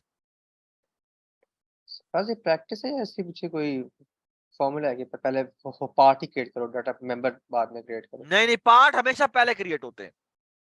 तो अगर आपने इस तरह किया भी है तो वो m_id 0 से इनिशियलाइज हो गया होगा, और अगर वो कांस्टेंट होता तो फिर तो ये एरर आ जाता। क्यों एरर आ जाता? क्योंकि क्रिएशन के वक्त क्योंकि वो तो क्रिएट हो चुका होता। ठीक है ना, तो वो तो आप चेंज ही ना होने देता उसको। ठीक है, तो इसलिए ये इंपॉर्टेंट चीज है। ठीक है, तो हमेशा हम ऐसे करते हैं, यहाँ पर बेस का क्लास करके कंस्ट्रक्टर कॉल कर देते हैं। ठीक है, और अब ये एग्जांपल है, ये आप चला के देख सकते हैं ये कैसे चलती है। ठीक है, और इसी तरह वो पर्सन की एग्जांपल देता है, तो वो कहता है जी आप एक काम करें, अगर मैंने ये पर्सन की हमारी प्रीवियस एग्जांपल थी ना, तो वो कहता है अब हम ऐसे नहीं करेंगे, अब हम एक्चुअली 4 आर्गुमेंट पास कर देंगे यहाँ पे, जिसमें नेम और एज भी आ रहा हो, और यहाँ पर हम पर्सन का कंस्ट्रक्टर कॉल करेंगे और उसमें नेम और एज भेज देंगे। That's the only change we can perform. सबको समझ में आ गई बात? ठीक है, से पब्लिक पर्सन की जगह प्राइवेट पर्सन होता तो क्या डिफरेंस होता? ये हम नेक्स्ट क्लास में करेंगे। ठीक है, है, लेकिन आपको मेरा जो मतलब था बताने का वो ये था कि आपको इनहेरिटेंस समझ में आ जाए। ठीक है, अब आपको मैं अगली क्लास में बताऊंगा कि पब्लिक प्राइवेट पार्ट्स हो तो उसके साथ क्या होता है, पब्लिक पार्ट्स हो तो उसके साथ क्या होता है। ठीक है, और वो एक पूरी की पूरी चीज है जो कि हमने अगली क्लास में कर दी। ठीक है, सही है? और इफ यू आर इंटरेस्टेड तो आप अगले सेक्शन जाके पढ़ सकते हैं, लेकिन I would not recommend that, it will going to ruin your I mean next lecture. ठीक है, तो जो कि बड़ी मजेदार चीज है। नेक्स्ट क्लास में आपके एटलीस्ट 2 क्विज होंगे, मैं आपको बता दूं, तो काइंडली ये आप पढ़ लीजिएगा। ठीक है, एटलीस्ट जो हमने 17.4 तक किया ये आपको कर लेना चाहिए। ठीक है, ठीक हो गया? थैंक यू सो मच जी, I hope you enjoyed the lecture. अच्छा अमीन जी मैं ना लेक्चर ये अपलोडिंग किसी ड्राइव पे कर देता हूँ, आप डाउनलोड करके ना पहले तो आपने सेकंड लेक्चर जो अभी हुआ है ना उसको इस पहली वीडियो से पहले मर्ज कर देना है और फिर अपलोड करना है, और फिर ये सेकंड पार्ट आपने अपलोड करना है। ठीक है जी, thank you so much, thank you so much. Okay, अल्लाह हाफिज़। Recording stopped.